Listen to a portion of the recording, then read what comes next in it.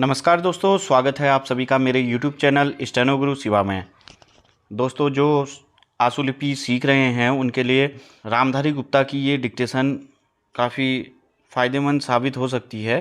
तो रामधारी गुप्ता के जो गतिलेखन अभ्यास है खंड 1, वो डिक्टेशन मैं डेली अपलोड करूँगा। तो आप यहाँ से अपने आशुलिपि लेखन को सुधार सकते हैं और काफ़ी अच्छे तरीके से प्रतिलेखन कर सकते हैं। तो दोस्तों, शुरू करते हैं आज की डिक्टेशन। गतिलेखन संख्या 1, गति 80 शब्द प्रति मिनट। स्टार्ट।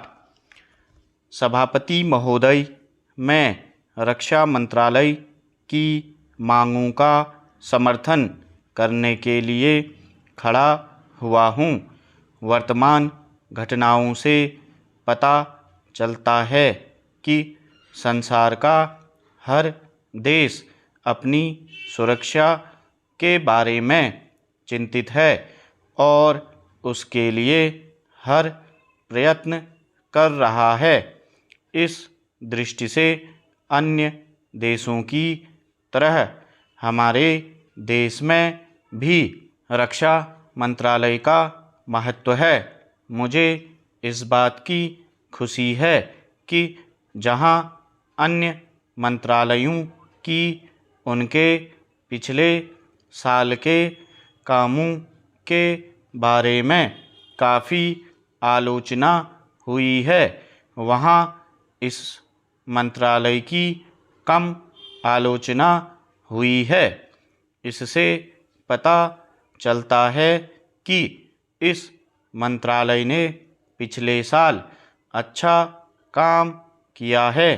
मोटे तौर पर किसी भी देश की सुरक्षा नीति का लक्ष्य यह होता है कि दूसरे देशों, खास तौर से पड़ोसी देशों के साथ मित्रता के संबंध स्थापित हों और हम एक दूसरे के मामलों में हस्तक्षेप न करें।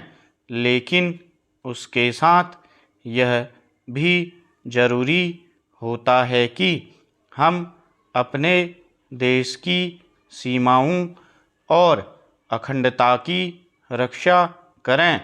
इसलिए हमारे देश का यह कर्तव्य हो जाता है कि हम अपने पड़ोसियों के कार्यों पर पूरी नज़र रखें, क्योंकि आज तक हमारे देश पर जो संकट आए वे हमारे पड़ोसियों से आए हैं।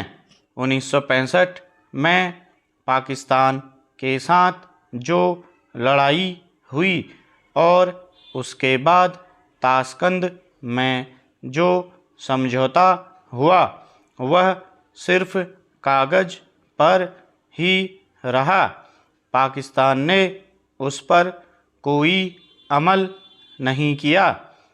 इस दृष्टि से बहुत ज़रूरी है कि हम अपने देश की सुरक्षा की हर तरह से व्यवस्था करें।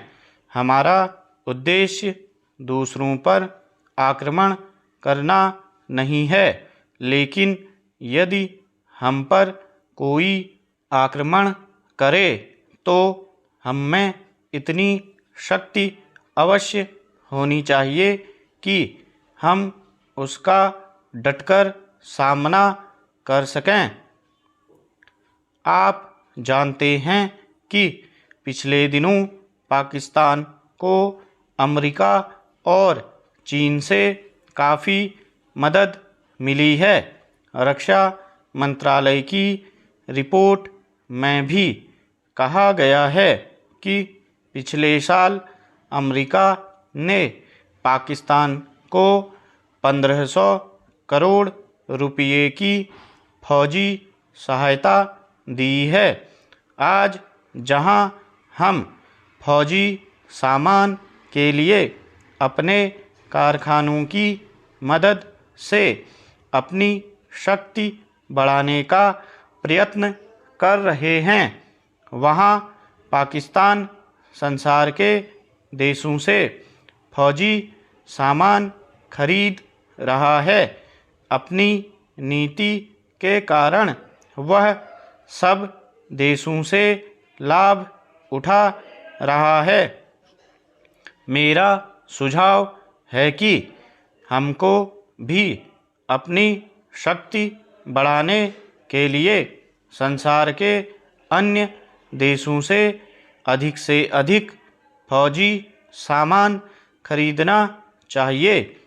आज तिब्बत की सीमा पर चीन की 1.5 लाख फौज खड़ी है।